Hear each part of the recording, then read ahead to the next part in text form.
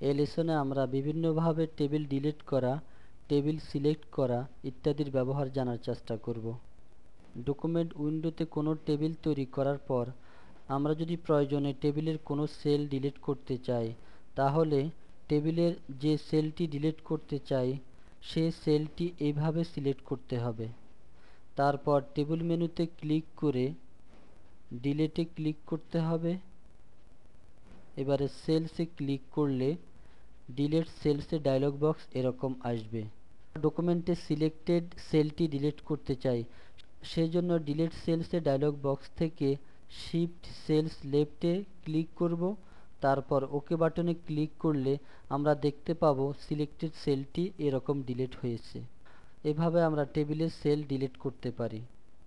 আমরা যদি প্রয়োজনে টেবিলের কোনো কলাম ডিলিট করতে চাই, তাহলে আমাদেরকে যে কলামটি ডিলিট করার প্রয়োজন সেই কলামটি এভাবে সিলেক্ট করতে হবে। তারপর স্ট্যান্ডার্ড টুলবারের কাট আইকনে একবার ক্লিক করলে সিলেক্টেড কলামটি ডিলিট হয়ে যাবে।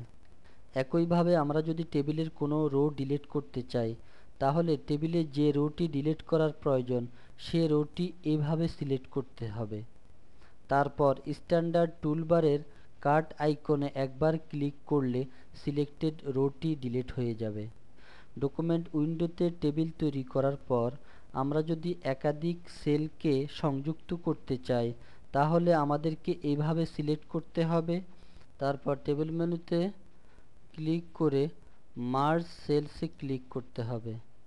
এবারে আমরা দেখতে পাচ্ছি দুটি সেল সংযুক্ত হয়ে একটি সেলে পরিণত হয়েছে। ডকুমেন্ট উইন্ডোতে টেবিল তৈরি করার পর টেবিলটিকে বিভক্ত করতে চাইলে আমাদেরকে টেবিলের যে স্থান থেকে বিভক্ত করার প্রয়োজন সেই স্থানে কার্সর রাখতে হবে। তারপর টেবিল মেনুতে ক্লিক করে স্প্লিট টেবিলে ক্লিক করতে হবে। তাহলে আমরা দেখতে পাবো টেবিলটি এরকম বিভক্ত হয়েছে।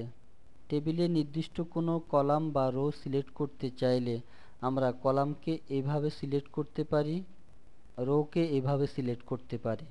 ডকুমেন্টের পুরো টেবিলকে সিলেক্ট করতে চাইলে ডকুমেন্টের ভেতরে কার্সর রাখতে হবে। তারপর টেবিল মেনুতে ক্লিক করে এবারে সিলেক্টে ক্লিক করে টেবিলে ক্লিক করলে কার্সর অবস্থিত টেবিলটি এরকম সিলেক্ট হবে। তাহলে এই লেসনে আমরা বিভিন্নভাবে টেবিল ডিলিট করা, টেবিল সংযুক্ত করা, টেবিল বিভক্ত করা, টেবিল সিলেক্ট করা ইত্যাদির ব্যবহার জানতে পারলাম।